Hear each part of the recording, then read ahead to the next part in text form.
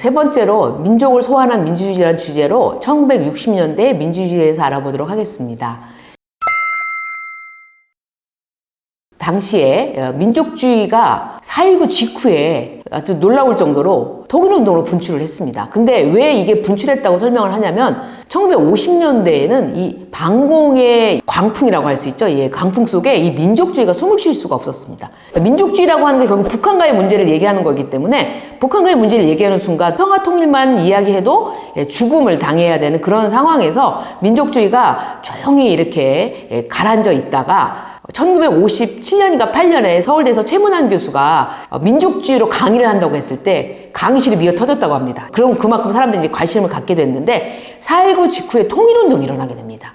그래서 이 통일운동론으로 중립화 통일론, 그러니까 스위스처럼 우리나라를 중립화시켜서 중립화하는 방향으로 통일을 하자, 또는 남북협상을 통해서 통일을 이루자라고 하는 통일 담론들이 부상을 하게 되니까 미국의 주한미국 대사였던 메카나기가 그런 얘기를 했습니다. 그러니까 1950년대에 전쟁과 재건에 의해서 지체된 민족주의가 지금 한국 사람들의 삶 속에서 중요한 요소가 되고 있다라는 말을 하면서 주목했다고 합니다. 그런데 이런 어떤 이 통일운동이 분출될 때 단순하게 통일 담론만이 분출한 게 아니라 직접 이제 활동을 하는 단체들이 생기게 됩니다.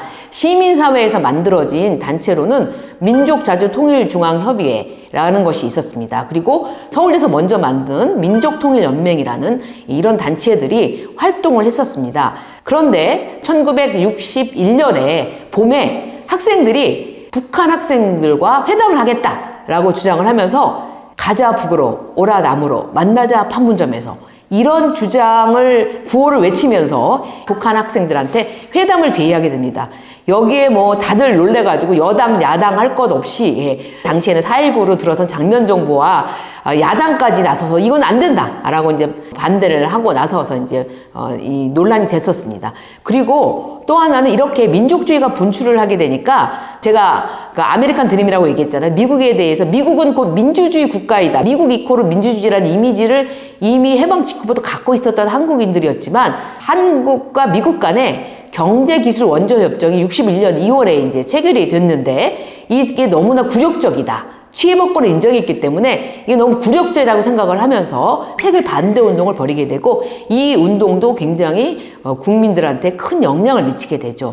그러니까 우리가 미국에 대해서 이 긍정적으로 생각하고 아름다운 나라라고 생각했는데 결국 자신의 이익에 따라서 우리한테 불리한 불평등 조약을 맺은 것에 대해서 이거 을사조약이다 막 이러면서 야당 의원들도 반대를 하면서 야당과 시민사회가 함께 반대 운동을 하기도 했습니다. 이처럼 민족의 어떤 이 자주에 대한 의식이 4.19 직후에 굉장히 높아진 거죠.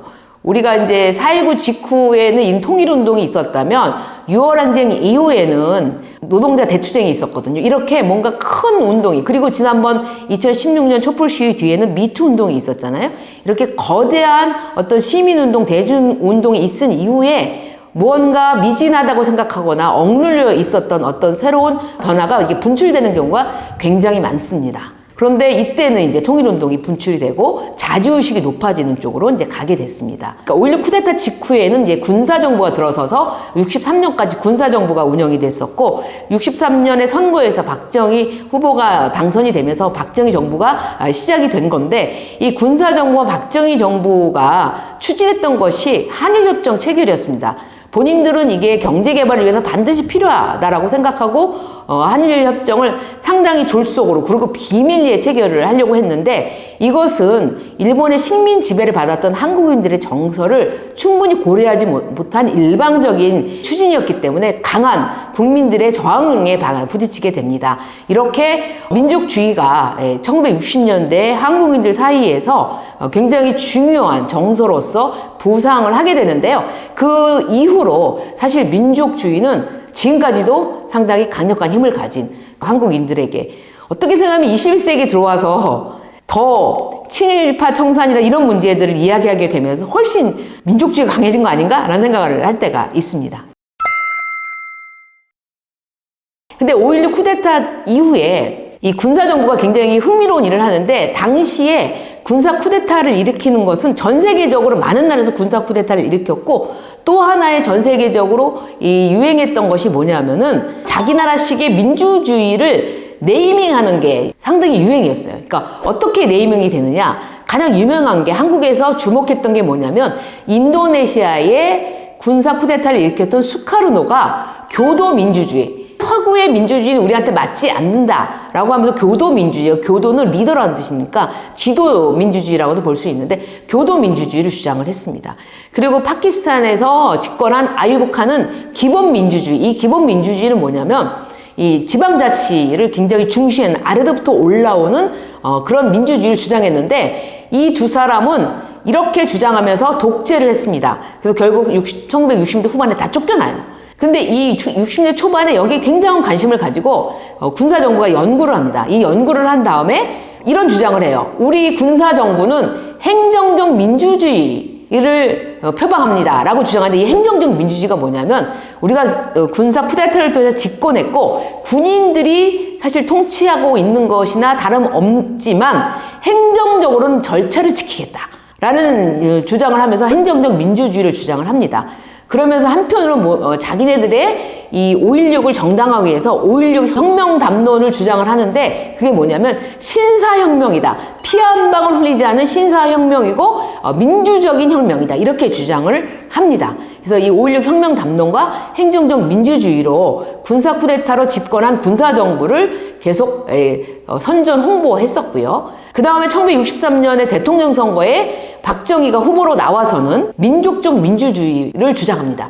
민족적 민주주의를 주장하면서 상대편 후보인 윤보선 후보에 대해서는 사대주의적 민주주의를 주장한다. 나도 자유민주주의를 주장하지만 그것은 민족적 민주주의다. 그러나 윤보선 후보가 주장하는 자유민주주의는 사대주의적 민주주의다 라고 주장을 합니다. 그러다 윤보선 후보는 박정희 후보를 향해서 뭐라고 이야기하느냐.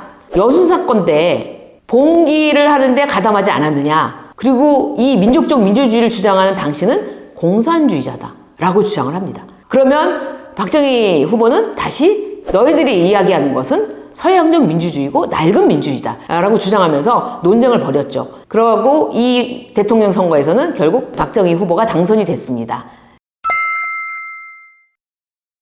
그런데 그 다음에 바로 64년도에 몇 달 안 됩니다. 63년 이제 겨울에 그 대통령에 이제 취임을 했는데 단 몇 달 만에 1964년도에 5월 달에 학생들이 민족적 민주주의 장례식을 합니다. 이게 무엇이냐면 박정희 대통령이 이 김종필 중앙정보부장, 그러니까 지금 약간 놀라운 게 뭐냐면은 아니 한일협정을 맺는데 왜 정보기관에 장을 보냈는지 이제 체크권을 보낸 거라고 할 수 있죠.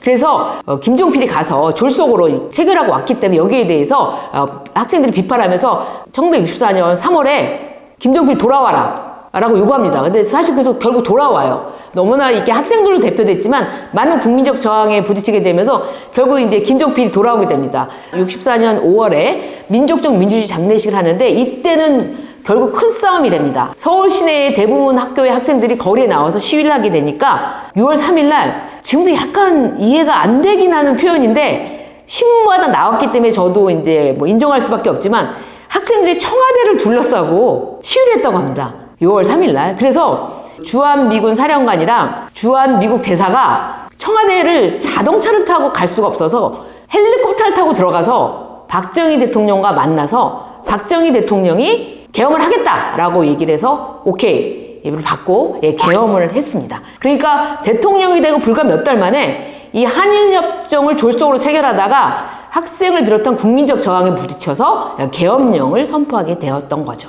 그리고 나서 결국 어떤 일이 벌어지냐. 박정희 대통령에 대해서도 많은 지식인들이 기대를 걸었었어요. 5.16 쿠데타 이후에 기대를 걸었는데 결국 이때 실망하게 됩니다.